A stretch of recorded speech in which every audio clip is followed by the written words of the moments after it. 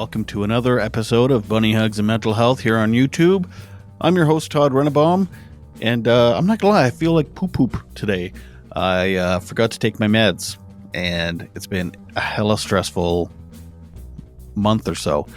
I'm in the middle of trying to sell my house and buy a house and move, and son graduating and all types of stuff, so it's just freaking me out, man. Plus, I forgot my meds, so good times. Anyway, that's not why you called. Today, I am speaking with a wonderful, wonderful lady. Her name is Alexandra Berrie, and this is a subject matter I've been wanting to do for a while, and it's about hoarding. And she is a former hoarder. Well, she's a hoarder in recovery. Sorry, it's like addiction. You know, you're never cured of it. And she explains that. And she explains, the stigmas behind hoarding and all types of stuff. So, without further ado, let's listen to Alexandra Berrie.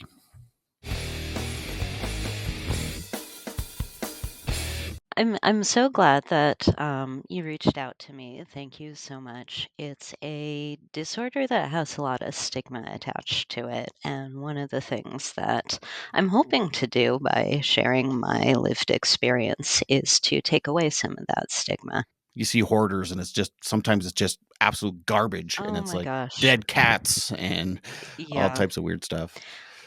I have such a love-hate relationship with that show, to be honest, because Hmm. that tends to be, I think, the place of exposure that most people have. Hmm. And as with any other mental disorder, hoarding disorder, and just to put in a little caveat, I'm going to use the words hoarding disorder and HD interchangeably. They mean the same thing. Sometimes it's just Oh. too long to say hoarding disorder, so I jump to HD. So, High yes. definition hoarding Oh, I disorder. love it. Actually, maybe I should use that. Like, I'm gonna steal that if I may. So, yeah, Sure. shows like Hoarders tend to portray people who are on a very severe end of the hoarding spectrum, right? And I bet if you and our audience members think about the people in your lives whom you know, whose spaces you've spent time in, you will see that there is a spectrum, as with any other mental disorder, right? There are some people on one end who are neat freaks and who have a very particular mental relationship with things, right? And the neat freaks tend to be people who can be as regimented in their own ways as us hoarders, because they feel like they have to keep their spaces a particular way. Then there are people who are able to tolerate a certain amount of clutter. And then there are people who are farther along on the hoarding spectrum, like myself, who have a lot of clutter. And part of where hoarding disorder seeps from being just like a quirk into being a disorder is, have you accumulated so much clutter that it impairs your ability to use your space? So I first started receiving therapy around hoarding disorder in April 2019. And it was at a point in my life where my spouse and I were having some contentious relationship issues. He is someone who has a lower tolerance for clutter than I do. And I think that before I started going to therapy, um, perhaps the assumption was, oh, she's just dirty.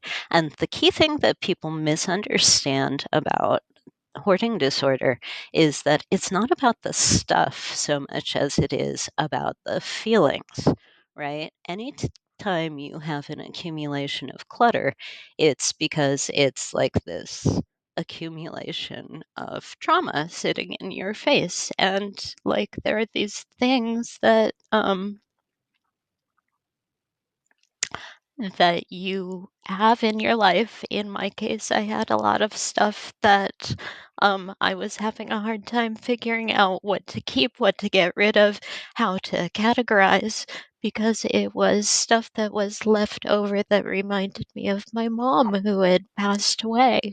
So, what do you do in a situation like that? It was things like letters that she had written me at various points in my life. And like, what do you do with that, right? It's an example of her handwriting, and I don't have the opportunity anymore to see her handwrite notes to me. And the very thought of throwing them away felt so hard, and yet they were not things that I actively needed in my life, and Hmm. they were taking up space, which could otherwise be used for more productive things. So, Um, when did your mother pass away? 2009, and I Okay. had probably so it's hard for me to pinpoint a time when I first became aware of having more stuff than a normal person. Like, I remember when I was 10, let's say, um, there was a book that I had in my room, and my mom was going through my bookcase and weeding out things and trying to downsize my book collection. And she did this at a time when I guess I was at school. And I came home and I was like, "Where's my book?" It was a book about geese, I remember, of all things. I'm like, "Mom, where's my book?" I hadn't read it yet. And it really got me upset and inflamed and passionate. I remember like feeling really violated. And so we ended up going to a bookstore and buying me a book to replace it, but it wasn't the same book. But anyway, that was like one of the earliest things that when I think back on my life, like when did it start? Maybe as young as 10, there were some feelings that were stronger around attachment to my possessions than people might otherwise be expected to have. I've often wondered if I hoard. Uh huh.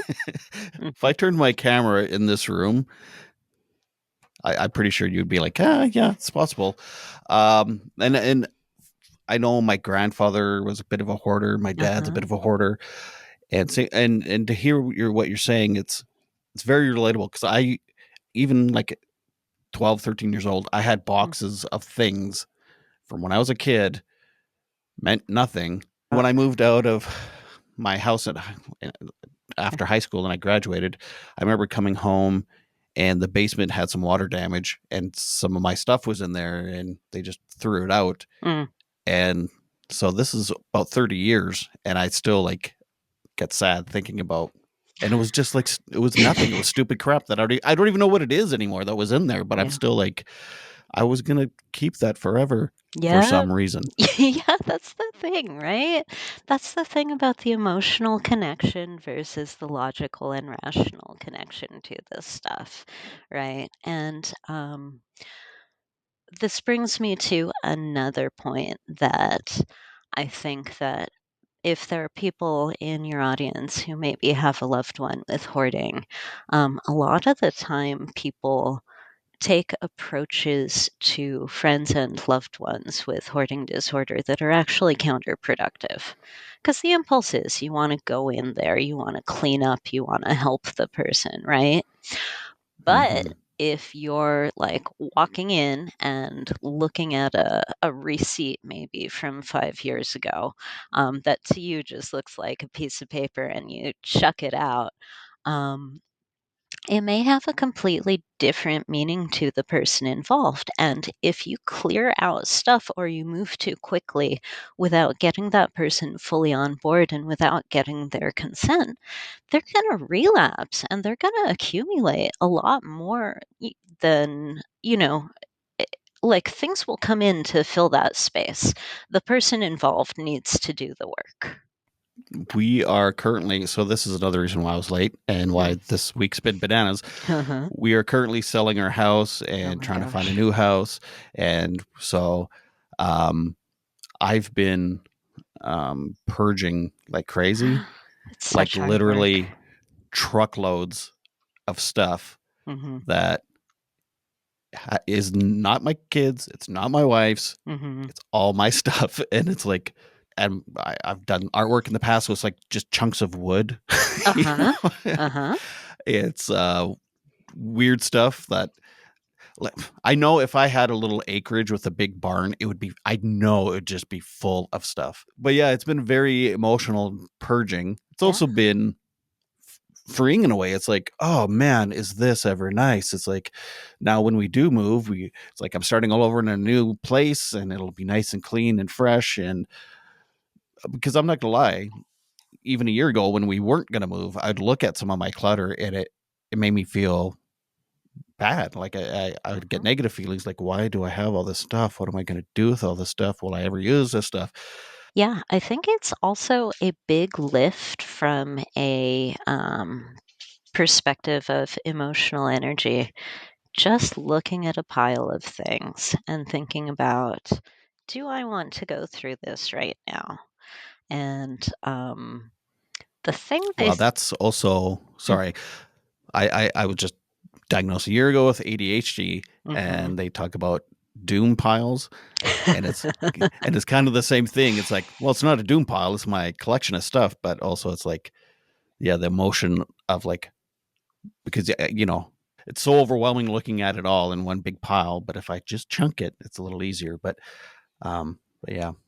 Yeah, Anyway, sorry, I cut you absolutely. off there. No, that's okay. That's okay. But I was actually, I'm glad you said that because I was going to draw the comparison to ADHD. Oh, I think that, so your comment actually was very apt. ah, I I think, beat you to it. yeah, you did. You got the first punch in. I Um, win. Yay! Bravo.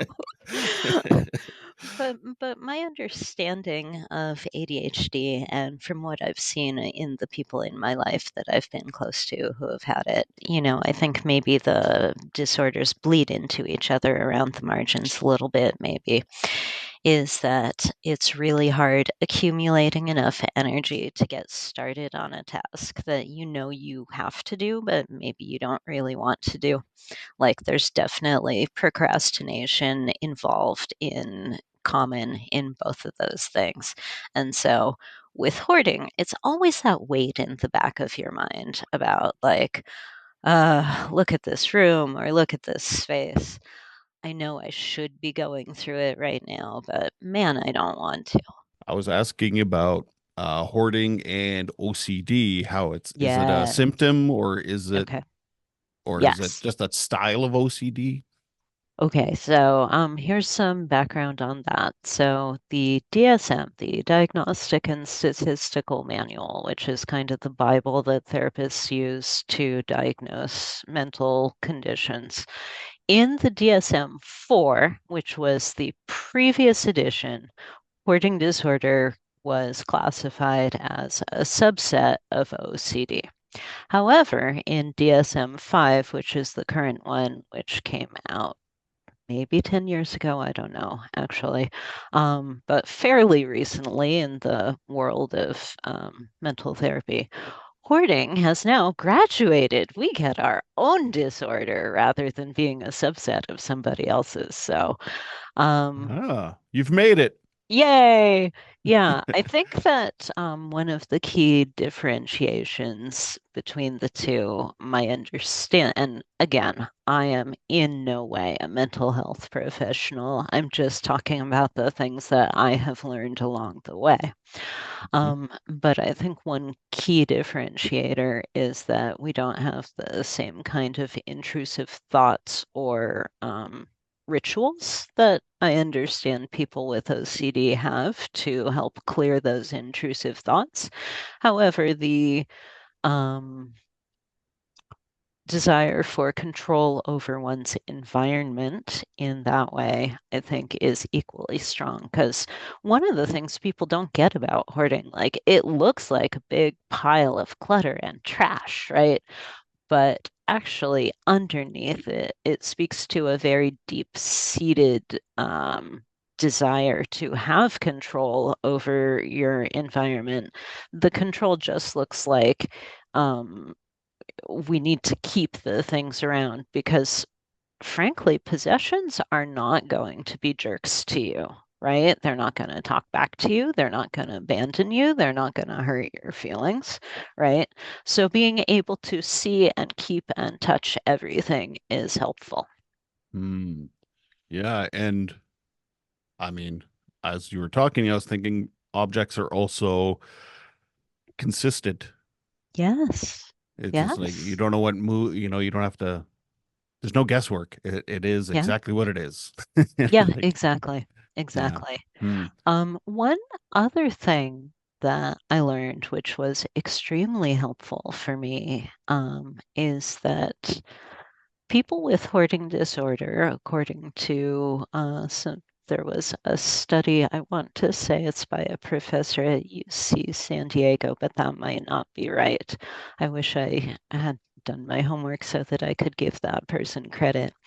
Um, did fMRI imaging on people with hoarding disorder. So, fMRI stands for functional magnetic resonance imaging. And that's the one where you put the little electrode cap on and you can see the brain, regions of the brain lighting up in real time as you are exposed to various stimuli. And so, people who have hoarding disorder have less activity in a network of the brain that is called the salience network. The salience network is a part of your brain where if you're looking at something that is standing out against a background, it will pop up, right? So, for example, if I'm looking at you right now, from what I can see in the camera, there's a black background. And against that background, I see you in a green shirt. I see a little circular banner that says Bunny Hugs and Mental Health, and I see a red on air symbol. Okay, so when I'm looking at these three things, my salience network is lighting up because they are salient against the background. In other words, they're jumping out at me as recognizable and distinct. Okay. So when people with hoarding disorder look at their own clutter, there is diminished activity in the salience network as opposed to what neurotypicals see. So this is a very long and complicated way of saying that I have a brain difference that makes it so that I don't even see the piles of shit that are sitting in my room. Right. I've often wondered that Yeah. myself. It's like, I think when I clean my house, it's like, oh, it looks great. But I wonder often if someone else comes in and goes, holy crap, this guy has a lot of shit. Yeah, right? And I just don't see it, or you get so used to it or whatever. But that's Yeah. interesting. Okay. So there's something wrong with our brains. Yes, yes. I'm not Is wrong. It's just is it different. just different? Yeah. Yeah. Hmm. And and also just like so I have a background in anthropology and I like to muse on things and like it makes sense to me from an evolutionary perspective on why a trait toward accumulating items might have been evolutionarily adaptive, right? Hmm. And what's your Oh, hypothesis? so like I think that within communities, because as we know, everything's on a spectrum, right? But I think that, like, if we're looking at selection on the level of the group rather than on the level of the individual, it would make sense that a community that had one or a couple of individuals who had a tendency toward saving extra objects that might be useful someday would like have an advantage over groups who didn't have individuals like that because Mm. it's hard getting resources from the environment. So, Uh-huh. I like it. So it's like, hey, yeah. go ask Thug. He probably has a rock that shape. Yeah, exactly, right? Exactly. Huh. So, I think also one of the things that I would like to talk about a little bit is motivations for saving stuff. And there are lots of different flavors that hoarding disorder can manifest in. There are, it's useful to think of it as people who have different levels of skills in two processes. One is accumulation and one is discarding, right? So there are the type of hoarder who they see a great deal, right? They're like, okay, this store has 40 pallets of this drink that I like, and they're selling these 40 pallets for $40. So I'm going to buy all 40 pallets because I know I'm going to go through that drink. And what a great bargain, right? Mm-hmm. Um, I perhaps flatter myself to think that that's not my particular flavor of hoarding disorder. Instead, mine comes in around the difficulty discarding possessions end of the scale. So, when I am looking at a thing, and intellectually, I know that this thing is not serving me, right?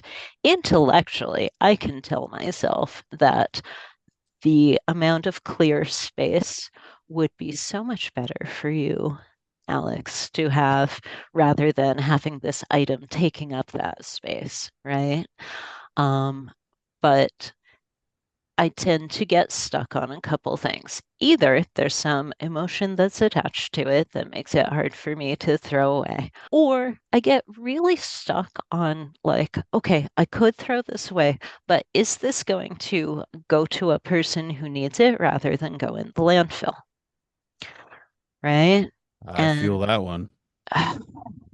because, like, the idea of, you know, I have that 39th pallet of the juice drink that is still perfectly good, right? And if I just chuck it in the trash, all it's going to do is take up space in a landfill. It's not going to help anybody. And then all of the resources in its creation are just wasted. And that feels really icky to me, you know? It's just like, oh, Mm-hmm. I don't want that. So, one of the tools that's been super helpful to me, there's a Facebook group called the Buy Nothing group. And this is a group where you can post an item that you have there, post it to an audience of people who are in your hyperlocal area, and people can raise their hand for it, and then the two of you message and say, you say, hey, come pick it up. And then they show up and they cart it away, and it's brilliant. But the problem Hmm. is, it does take time. Right.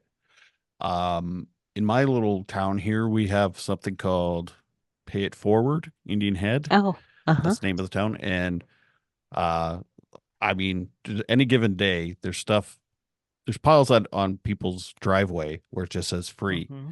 Mm-hmm. And and I mean it doesn't take long. And No. people are grabbing it, which is amazing.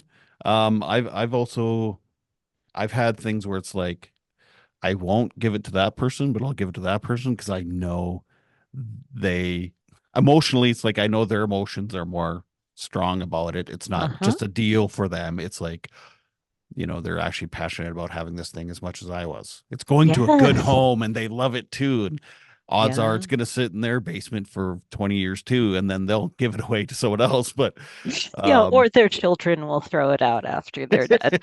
exactly. Yeah. But it's like, but while they have it in their basement for 20 years, they're going to love it, Yeah, even though they don't use it. exactly. Yeah. Exactly. And Yeah. there's so many projects, right? Like you buy this stuff for to do the project and then it just sits and you think, "Oh, it would be so great if, if my closet, I built those shelves so that I could have room for my shoes or whatever, and then the shelf building materials never get used. Yeah. And I was thinking again as you were talking there about neurodiversity. I know with Uh-huh. ADHD, there's people have a lot of impulsivity at times, and I Mm-hmm. wonder too if it's like that's part of because I'm not saying ADHD people are hoarders, but I'm saying there's probably some crossover or Yeah. overlap. Yeah. And I know for me, it's like when I'm driving past someone's driveway and there's a pile of junk wood, I'm like, Mm-hmm. ooh, impulsively, I'm like, ooh, and I grab it and I put it in my car and then I take it home and I put it on the big pile of wood that my wife's already going, why do you have a pile of wood in our backyard? It's like, eh, Uh, eh. Oh. I like to give habitat to spiders who need places to build webs. Yeah, something like that. Mold Yeah, needs a house too. exactly, right? No, I think absolutely there's that impulsivity that's at play, and that's part of how you accumulate the 39 pallets of whatever drink is like, this seems like a great idea at the time, and then you get there and it's less of a good idea than you thought it was gonna be. Yeah. Uh, and I was actually listening to a podcast yesterday. No, it had nothing to do with hoarding, but it kind of Mm. got to hoarding, and I was like, "Hey, Uh-huh. cool! I'm talking with Alex tomorrow," and then I forgot. Yay. But but they were talking about the guy thought he had a hoarding problem, and the other person was like, "But you have," because he was like a famous comedian. He's like, "But you have like five houses and lots of room. Like, if you have the room for the stuff, is it hoarding?" I was like, "That's a good question. That's a really good question. Is Yeah. it hoarding, or is it just he has enough money to create space for his hoarding?" But Well, like, see, that's part of it, right? And I yeah, think part of it comes down to your appetite for doing the work on yourself in terms of like being able to streamline your process of taking in and releasing possessions. And, some of that has to do, of course, with your financial resources. Are you the kind of person who can afford therapy to talk about this? Many of us aren't really. I no longer have therapy because I no longer have good insurance. So, am I the kind of person who lives in a mansion? No, absolutely I am not. Do I wish that I had five houses to store all my stuff? Yes, heck yeah. I often wonder why. Like, I know people in my family kind of hoard, Hmm. or as we call it, collect. Uh, Uh-huh. Yeah. but I wonder if it DNA? Was it a trauma response? Like you figure yours is based around trauma? Yeah. Yeah. I think that probably the two things operate in combination with one another. I All think right. that m- there are certain people who have a predilection toward it already, and then when a trauma happens to them, it can get activated.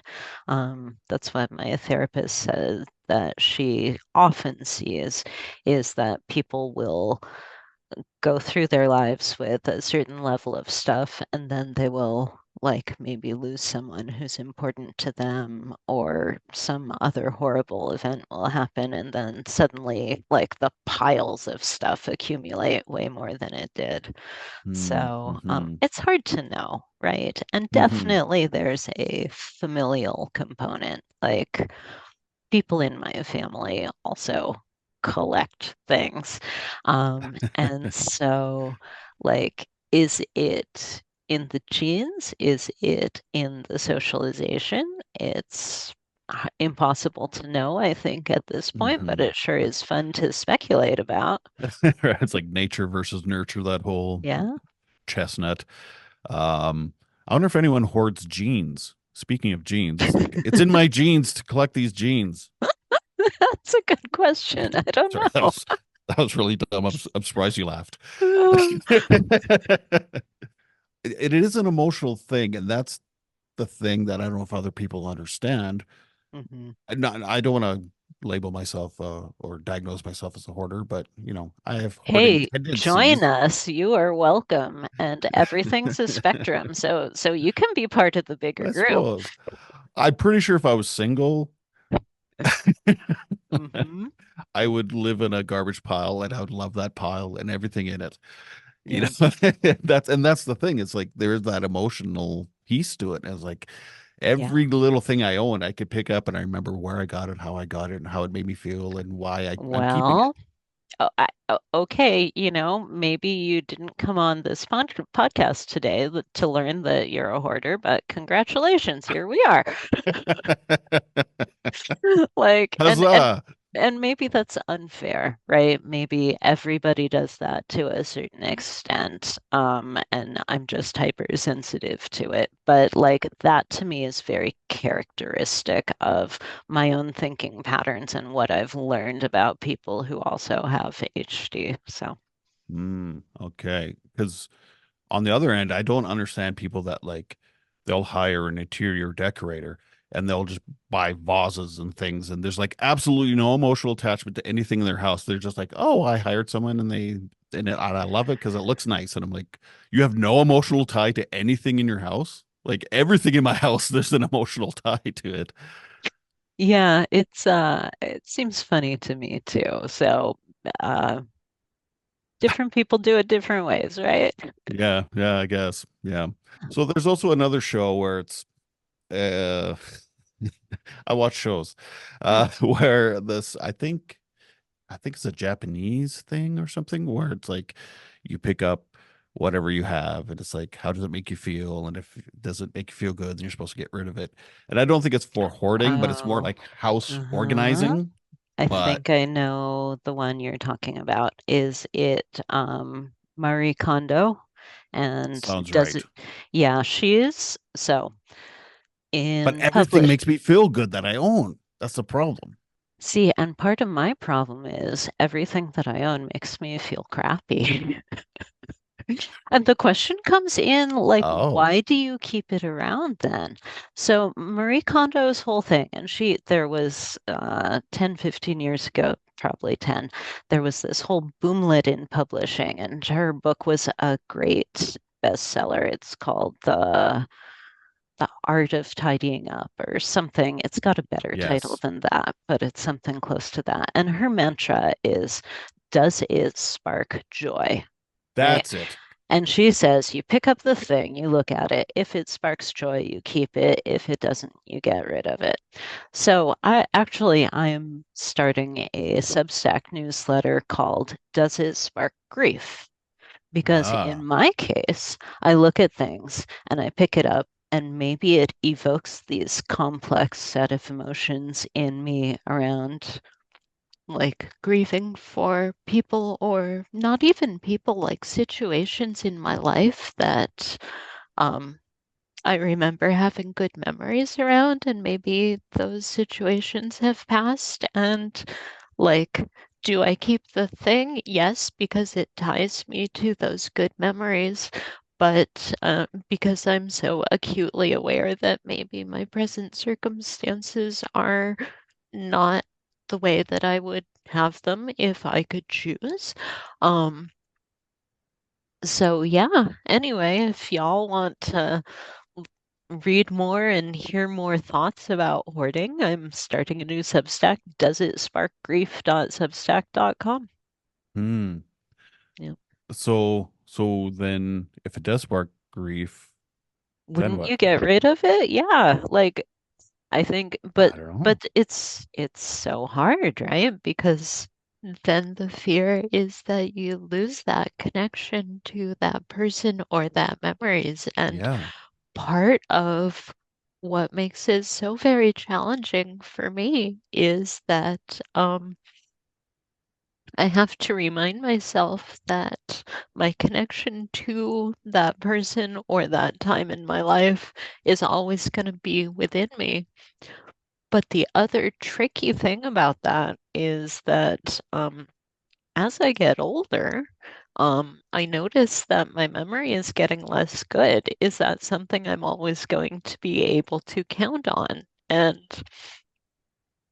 Also, I find that my memories of my childhood are harder for me to access. And one of my therapists at one point suggested to me, um, hey, was there stuff going on in your childhood and in your background that maybe you've been repressing a little bit? So I'm wondering if for me part of like the keeping of things is like, oh, look at that thing. That's a link back. And then it helps me um, make it physical and make it real and make it Mm, material. So right. And it's linked back to a positive memory, not maybe something you're yeah, oppressing. yeah, one hopes. Right, right, yeah. Yeah, it's weird. And yeah, it's weird because it maybe not for grief for me, but I do grieve for those times. So it's like, Hmm. oh, I remember when I was 20 years old and I'm holding whatever it is. And but then you know, at that time it was great, but then I also feel sad because I'm not in those times anymore. Hmm. Yeah. Yeah, Hmm. yeah. Have you have you talked to a grief counselor or It would probably be helpful to me. I've always kind of been the sad girl. So, is, I'm the sad boy. I think some of us are more melancholic by nature than Right. others. But obviously there's some processing work that needs to happen for me. And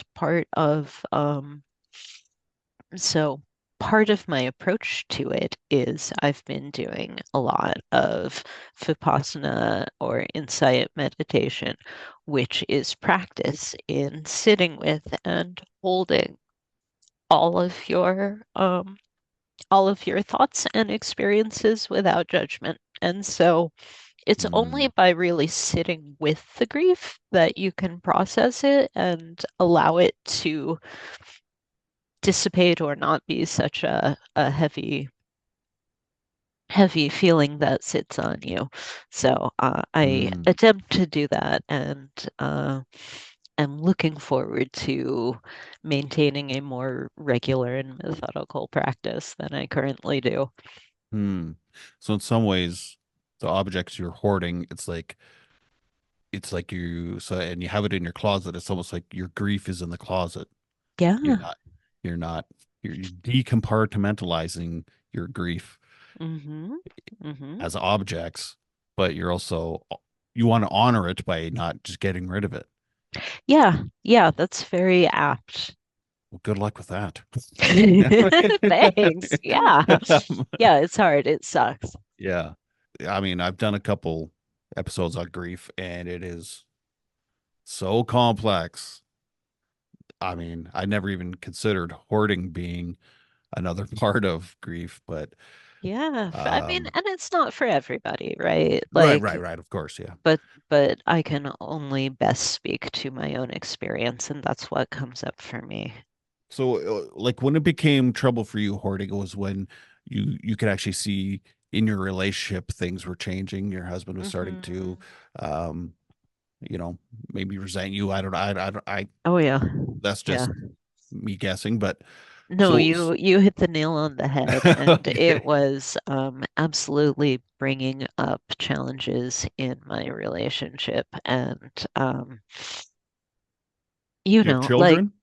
yeah, I have a Okay. daughter. She Okay. just turned 10, and that's a Okay. whole other thing is how do you parent as a hoarder who is concerned about your child's mental well-being and mental health and the heritability component and all of that, right? Yeah. And like, I don't want to model for her living in a cluttered house, right? So Yeah. that actually has been, I gotta say, one of the best things about being in therapy for me has been understanding my motivations for change some more. And like, change is super hard, but if you're doing it for, like, maybe not just for yourself, but also for people you really love, then Hmm. that has been super helpful for me in terms of, like thinking. okay, well, here's this pile of papers. I can put it in a paper bag from the store and just ignore it some more. Or I can boss up and I can think about maybe let's show Emily what a clean room looks like and maybe do it for her. Hmm. Man, having kids, it's like for me, another thing I hoard is parent guilt. Oh yeah. It's like I'm my worst, harshest critic, and it's like Yeah. I know that's very common parent guilt. It's like every Yes. move I make, every sentence I say to my kids, like, did I just screw them up? Are they going to resent me? And then, it's like, oh my God. Yeah. Yeah, But yeah. There's so much um, parent guilt to go around. It turns out there's an inexhaustible supply. If we could only turn that into electric power on the grid, we would solve so many of the world crises. It would be I great. I could run my city alone. Right. Oh man. So when your husband and you started, there started to be this friction, like, and you started seeing a therapist, what Mhm. kind of um what was the style of treatment, or what kind Mm. of um strategies did they give you? Like Yeah, so they're just like, oh, well, go home and throw stuff out. Yeah, that's a great question. So I was lucky enough to have the privilege of working with an excellent therapist named Danny Schlichter. Anyone out there who needs support with hoarding, she specializes in hoarding. And I live in the greater LA area, so I'm lucky in that you can find a therapist with deep expertise in any of a lot of like m- people specialize in all kinds of mental disorders. So, she worked with me primarily in a cognitive behavioral therapy modality. We are looking at the thoughts that arise. We are trying to figure out what are the root causes of those thoughts, right? And Mm. also, as we were just saying, in terms of family relationships, we were also working in a family systems therapy modality, right? Like, how does each person play a role that is contributing to the problem jointly? Um, I found that, since I was the one mostly creating the problem, the work fell to me largely to do, but it's amazing that to notice as you unlock more insights, your family dynamics actually change. I get along so much better in my relationship with my spouse now. And I think a lot of that uh, has it really speaks to the fact that I was willing to focus on him and taking him seriously and listening to his complaints and doing the work to resolve and address the situation that I had been largely responsible for creating. Like, yeah, kids therapy is great and it helps, but and also there are in terms of, so that's all very vague, right? When we sit down with hoarders and we say to ourselves, okay, all this talk about family dynamics is well and good, but there's a pile of crap in front of me. How do I clean it? There are a couple useful techniques. One of them is called the hula hoop technique. And you take a hula hoop and you put it over a pile of clutter in your room. And that is the pile of clutter that you are focusing on in this session, right? Mm. And so what that means is you set aside time to really get that hula hoop clean, right? And if it's particularly emotionally laden territory, maybe it's a very small hula hoop, right? Because it takes more emotional energy to a, tackle that. a donut. Yeah, exactly. Donut, I love that. Yeah. Um, so yeah, and you sit and you make five piles. They are Big, medium, large, extra large. the neuroscientist whom I was talking about earlier with the salience network research, that's Dr. Saxena, Saxena, just so that that came up. So you make five piles. There is ASAP, which are things that are like bills that are overdue that you need to take care of right this instant so that they don't just drift off into the ether and have negative consequences on your lives. There's a donate pile. There is a recycle pile. There is a trash pile, and there's a keep pile.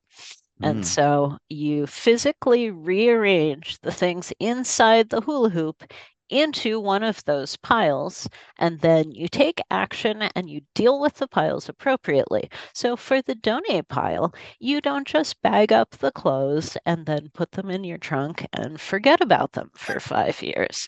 You calendar that and you say, okay, on Wednesday afternoon, right after I am done with this appointment at 3:45, I'm going to drive to the local thrift store and I'm going to donate these. So, like, it's not just about clearing the hula hoop, although it is obviously about clearing the hula hoop, but it's Hmm. also about how do we take appropriate action on what we find inside the hula hoop? Yeah, taking action. That is, I mean, yeah, I struggle with that part. Well, I Yeah. mean, not just with the pol, but I mean, like, I've gone to therapy before and it's like, here, do all this stuff. And it's like, then I go home and then I don't do any of the stuff, but I'm like, but I went Hmm. to therapy. Yep, It's like, well, yep, I made the yep. pile. Well, and Now what? that's also like a situation that has fully happened to me is that, like the advice from my therapist, again, shout out to Dr. Schlichter, good job. Um, you sit with the hula hoop and you have 20 minutes, let's say, and work in small chunks because it can be emotionally draining work. And so you do 20 minutes, and at the end of the 20 minutes, you're like, well, crap, I still got stuff inside the hula hoop. And now I also have all these other piles. You're right. So have I just made the problem worse for myself? So, See, I'd also have, well, I have a pile of like donate, trash, and then for sale. oh, uh-huh, And it's uh-huh. like, those ones, quite often it's like, even those ones, I'm like, it's borderline donate because it's like, I just Yeah, give me yeah, $5 and get it out of here so that I don't ever have to worry about it again. But, yeah. yeah. Yeah. Hmm. I'm so happy if I've been able to spread some awareness and, if I ultimately help one person be nicer to themselves around this, then I'm very happy and I feel like my job is done. Hmm. Wow. Well, that's great. I'm starting to realize I see I have a room full of dead cats that I've been keeping. I'm Yeah, starting to how do walk. they smell? Oh, fine. I mean, for Okay, me, cool. right? Because my brain, the background, Yeah, foreground the thing you were talking. salience network, it doesn't Yeah, process the smell. That's fantastic. yeah, yeah. It just smells like air to me. Oh, fantastic. Oh, so good. So good. My dad, when I was a kid, always made this terrible dad joke. I once knew a dog who didn't have a nose. Then you say, how did you smell? How did it smell? Terrible. But So, when things got better with your husband, uh-huh. was it partly because you were starting to get rid of stuff, or was it Yeah. just the fact that you took action and was starting to talk to a therapist about it?